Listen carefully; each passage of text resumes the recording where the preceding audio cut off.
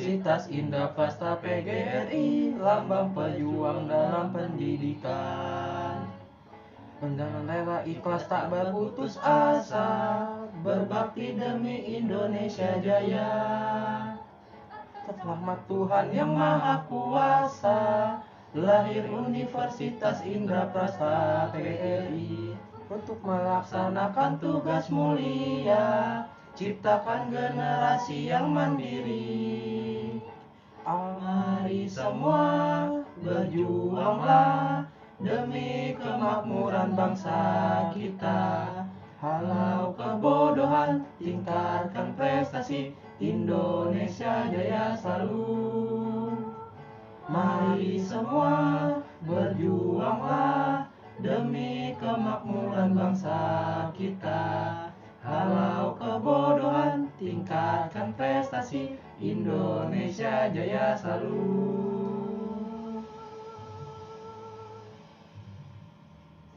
Jayalah tetap Universitas Indraprasta PGRI selamanya.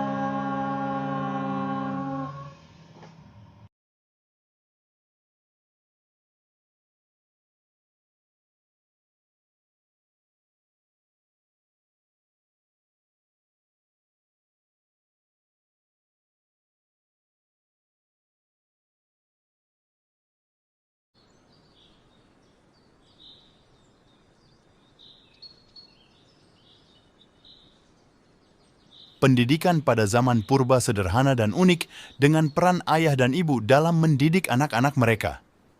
Ayah bertanggung jawab dalam mentransfer pengetahuan praktis seperti berburu, menangkap ikan, dan memanjat pohon kepada anak laki-lakinya, sementara ibu bertugas memasak dan memelihara anak perempuannya. Konsep pendidikan pada masa itu merupakan konsep pendidikan keluarga. Selain kedua orang tua, terdapat pula figur seperti empu yang dihormati karena kelebihan dalam bidang kerohanian dan etika. Pandai besi juga dianggap berpengetahuan dan kuat karena senjata tajam penting dalam peradaban pada masa itu. Dukun juga sangat dihormati karena kelebihan dan nasihatnya dianggap penting. Tujuan pendidikan pada zaman purba adalah membentuk jiwa gotong royong dan mengajarkan keterampilan beretika, berburu, dan menangkap ikan. Meskipun sederhana, pendidikan ini merupakan cikal bakal dari dunia modern.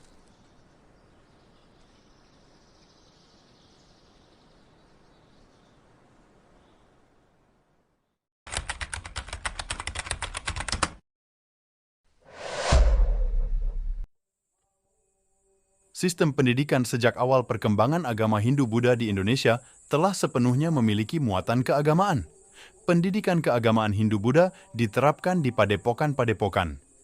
Ajaran Hindu-Buddha ini memengaruhi praktik pendidikan di zaman kerajaan-kerajaan Hindu dan Buddha di Indonesia, seperti Kerajaan Kutai, Kalimantan, Kerajaan Tarumanegara, hingga Majapahit, Jawa, dan Kerajaan Sriwijaya, Bali dan Sumatera.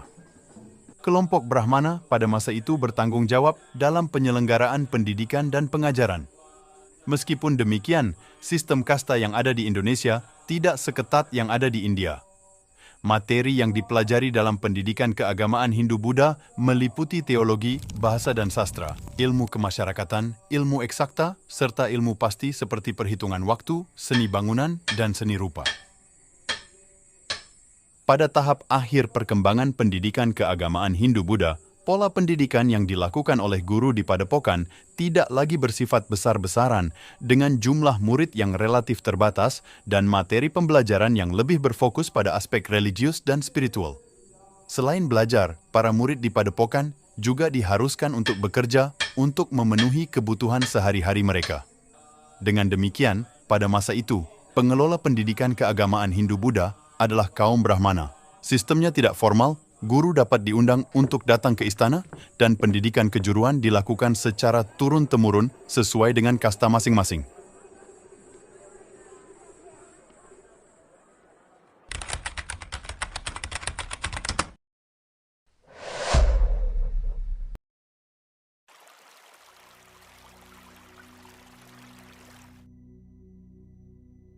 Di masa permulaan Islam, pendidikan menjadi kombinasi yang menggabungkan pengajaran agama, penekanan pada literasi, dan pengembangan intelektual.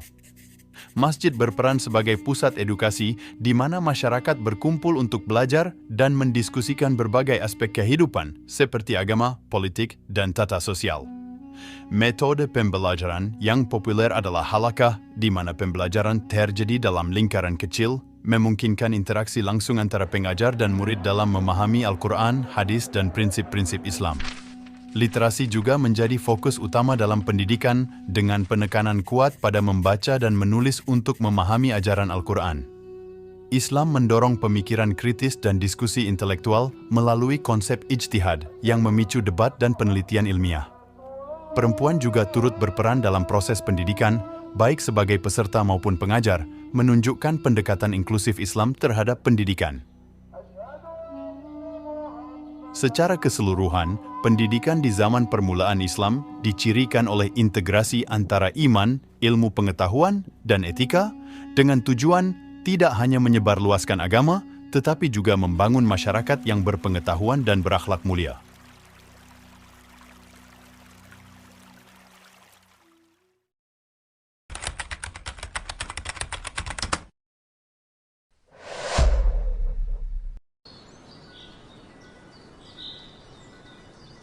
Di Indonesia, pendidikan selama masa penjajahan mengalami transformasi yang signifikan dengan kedatangan setiap kekuatan kolonial, mulai dari Portugis, Belanda, hingga Jepang. Setiap kekuasaan tersebut membawa sistem pendidikan dan filosofi mereka sendiri dengan tujuan utama tidak hanya untuk memenuhi kebutuhan administratif dan ekonomi kolonial, tetapi juga untuk memperkuat kendali mereka atas penduduk setempat. Zaman kolonial Portugis, 1512 sampai sekitar 1600-an. Portugis menjadi kekuatan Eropa pertama yang mencapai Indonesia dengan fokus utamanya pada perdagangan rempah-rempah. Pendekatan mereka terhadap pendidikan di Indonesia didominasi oleh penyebaran agama Katolik. Mereka mendirikan sekolah-sekolah misi untuk mengajarkan ajaran Kristen kepada penduduk setempat, seringkali sebagai bagian dari upaya konversi. Zaman kolonial Belanda 1603 sampai 1942. Di bawah pemerintahan Belanda, pendidikan di Indonesia berkembang lebih sistematis. Berbagai jenis sekolah didirikan untuk memenuhi kebutuhan administrasi dan ekonomi kolonial. Pendidikan untuk penduduk pribumi dirancang untuk menciptakan elite terdidik yang dapat melayani kepentingan kolonial, bukan untuk memberdayakan atau mengembangkan intelektualisme lokal. Zaman pendudukan Jepang 1942 sampai 1945. Selama pendudukan Jepang, pendidikan di Indonesia mengalami transformasi drastis dari sistem pendidikan Belanda.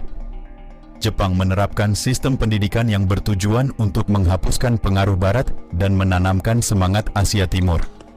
Beberapa karakteristik pendidikan di bawah Jepang meliputi penghapusan pengaruh Barat, pendidikan nasionalis, seinendan, dan keibodan, serta pelatihan khusus. Meskipun memiliki tujuan yang berbeda-beda, setiap kekuatan kolonial meninggalkan jejaknya dalam sistem pendidikan Indonesia.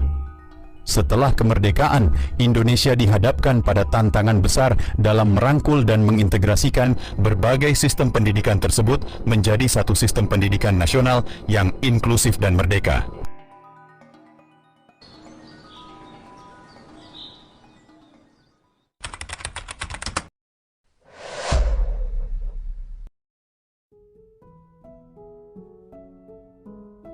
Dari zaman purba hingga masa kolonial, pendidikan telah menjadi tulang punggung peradaban manusia di Kepulauan Nusantara.